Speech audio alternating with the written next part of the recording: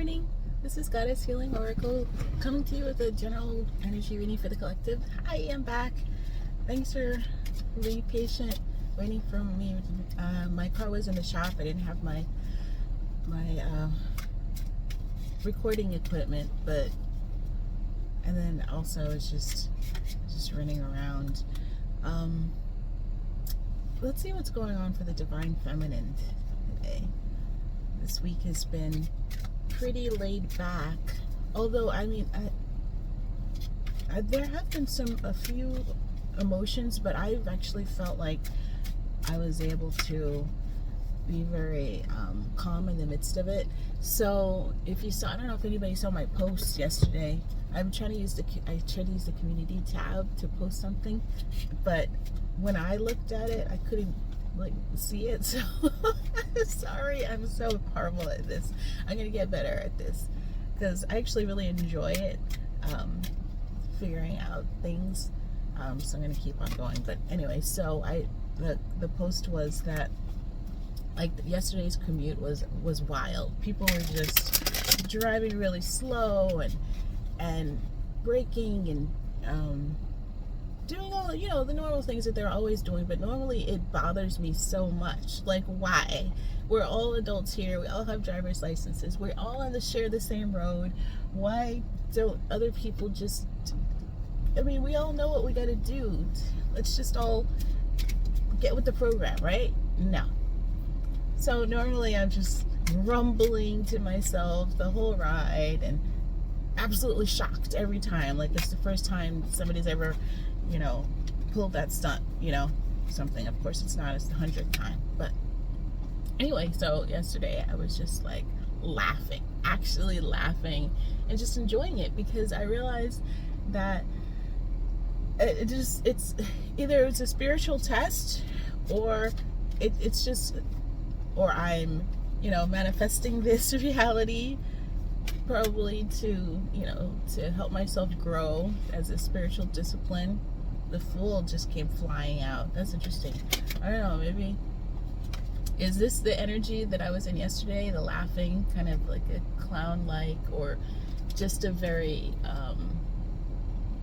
innocent type of energy? I just wasn't letting anything bother me. So maybe that's it. Or of course this is new, fresh energy. Maybe it's a new identity that I stepped into yesterday, where like I'm always saying that we should do, I wasn't letting my 3D reality get to me. I was just, it was just like, this isn't even anything, this is a simulation, or it's a reality. So I was watching Be Something Wonderful. I really like that. I'm getting a lot of encouragement from it. And one of the things he was saying, I don't know what video I'm watching. I'm just kind of going deep into videos that I've never seen before because I just discovered him.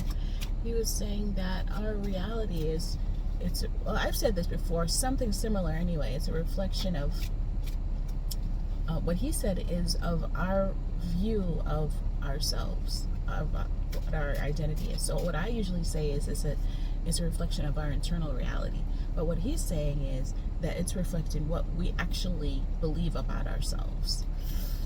So it's something similar, but it's not exactly the same thing. It's like one thing it's saying, I feel like you can get control of your inner reality, and you can use different means like subliminals and things like that to mold and shape your subconscious and therefore your reality.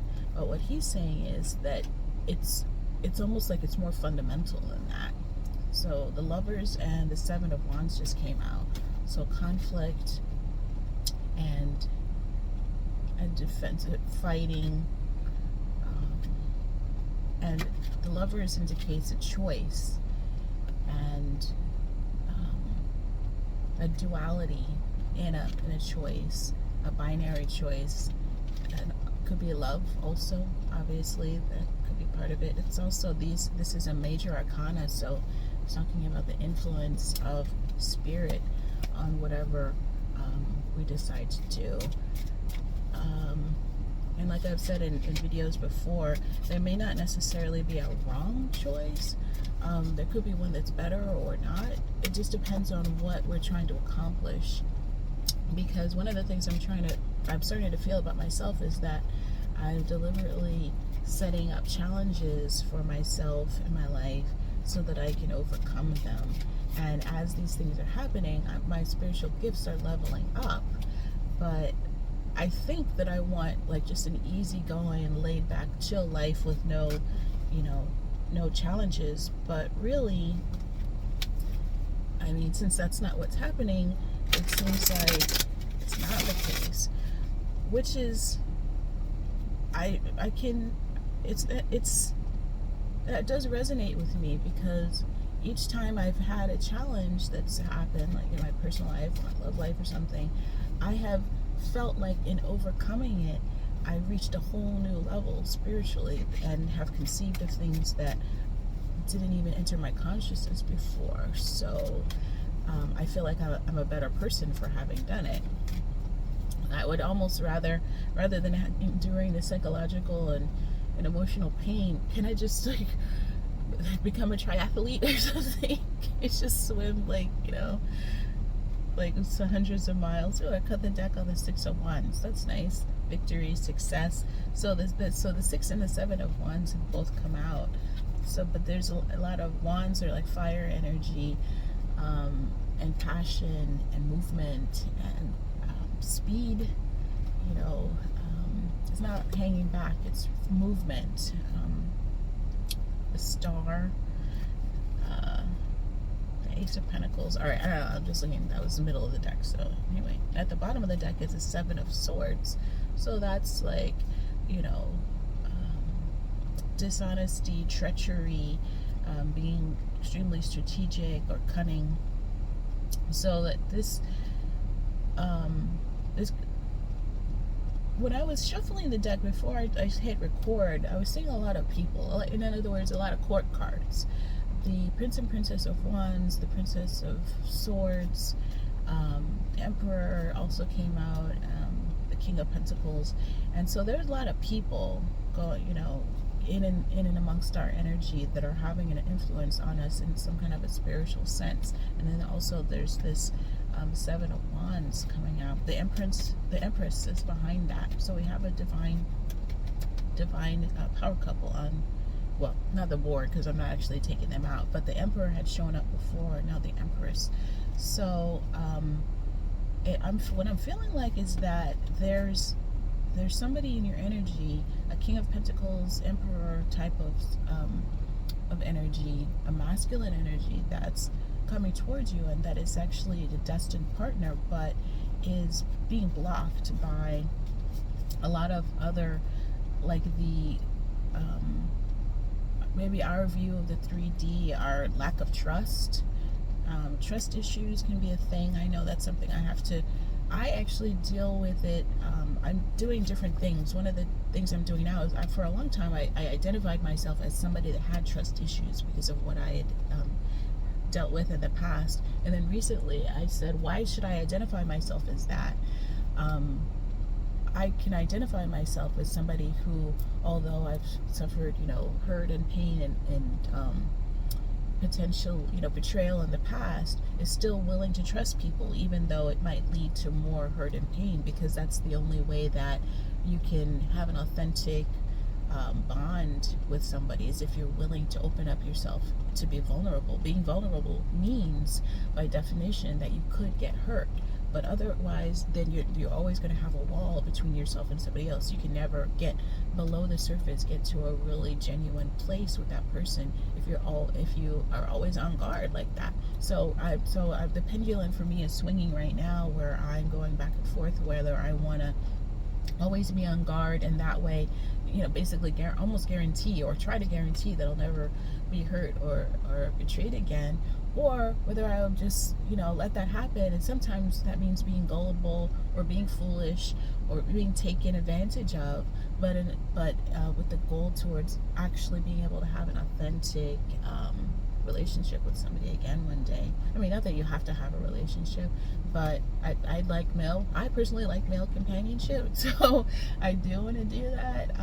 I think I have to be authentic with myself. I have to be true to myself. I would like that to happen, but I know that also it's not a guarantee. Not everybody gets to have somebody coming along to partner with for companionship and friendship and romance and everything. Sometimes it just is not happening. Although here I put the deck on the Eight of Wands, so there is fast movement coming in, passionate. Maybe so you know, a lot of people say this is communication and whatnot. But I also have the Seven of Swords at the bottom of the deck. So, you know, hey, it's up to you. It's up to you. It's a decision. That's what I'm saying about identity, is that you decide what you're going to do. If you're going to go ahead and be willing to trust people, then you just know you're going to be prepared for the fact that your heart's going to be broken and you're going to be probably taken advantage of or betrayed at some point, because that's the reality. Well, no, let me put it this way. It's my perception of what I've dealt with in the past, but that doesn't mean it's the only reality. It's something that I have, since I believe it to be true, that's what is probably why that keeps happening to me. But you don't have to believe that that's the way people are, that that's what's always going to happen every time. It's inevitable. Just believe that it's not. Believe, manifest, and create that reality where people are trustworthy and that we all want the same thing anyway. We all want an authentic relationship, so we're bringing the best versions of ourselves to relationships. Yeah. Okay, so yeah, there's a lot of wands. The six. So we saw the 6, 7, and 8 of wands come out. I'm gonna shuffle a couple more times. I do have to go into work, but 8 of wands. The devil. So addiction, bondage, influences, outside influences, internal struggles to maybe step away from something that we know is not good for us, but we can't. So this could be a relationship that we know is not in our best interest, but we keep it up. It's a habit that we have. It could be any material thing. So drugs, alcohol, food, any kind of, you know, something that you spend way too much time on, or occupies way too much of your thoughts, to the point where you can barely think about other things, because you're just thinking about that thing so much. Could be, so yeah, you could be addicted to a person or a substance, or it could, wow, that's so, like, be on the lookout for anything. Look around your in your head space, in your heart space. Is there anything that's occupying too much of it? In other words, pushing you out as a divine feminine who should be on the throne of your own heart, and co-creating your life with Spirit and Most High, and is taking and distracting your attention away from that, away from the reality that that you're trying to manifest. And then justice is coming out. So, like, if that be the case, if there is somebody who's doing that, or you're allowing somebody to distract you or whatever, the scales will be balanced. Just be calm in yourself. Forgive yourself for whatever part you may be playing in it. Forgive that person for bringing the kind of energy that's doing that. Both, when forgiveness is for you and for whoever we're involved with. It's both. It just, like, removes a poisonous element from our lives. And remember, as Neville, if you follow the teachings of Neville Goddard and believe everyone is you pushed out, then forgiving somebody else is actually forgiving yourself as well, and clearing that negative energy that can never achieve or manifest the things, the calm, peace, harmony, love, and connectedness that we all actually want in life. So I'm gonna end there. Thank you for joining me. Oh, King of Pentacles. So yeah, there's somebody coming into our lives that is going to be a partner that we can actually grow with. I mean, this is what I believe that this means. It could be a man, but it's somebody in a masculine energy. It's somebody that has got their finances together and they're very stable, and they want to bring that that energy into our lives as well. And let's claim that. Why don't we claim that and claim the growth and the forward movement that we saw coming out of the cars this morning. And I will see you again really soon. Have a great day.